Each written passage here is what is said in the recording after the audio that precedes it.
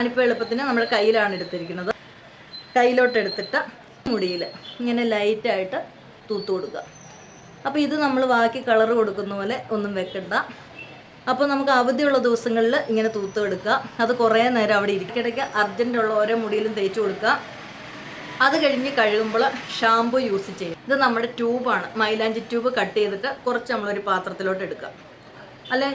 അപ്പോൾ നമ്മൾ എന്നാ ചെയ്യണമെന്ന് വെച്ചാൽ നന്നായിട്ട് കഴുകി ഉണക്കി വൃത്തിയാക്കി ഈ ഇടയിലുള്ള ഓരോ മുടിയും ഇങ്ങനെ പിടിച്ചിട്ട് നിങ്ങൾക്ക് എളുപ്പത്തിൽ, ഇത് നമുക്ക് ഒരുപാട് ബുദ്ധിമുട്ടൊന്നുമില്ല. രാത്രി ആണെങ്കിലും ജസ്റ്റ് ഒന്ന് പുരട്ടിയിട്ട് കിടന്നാൽ മതി.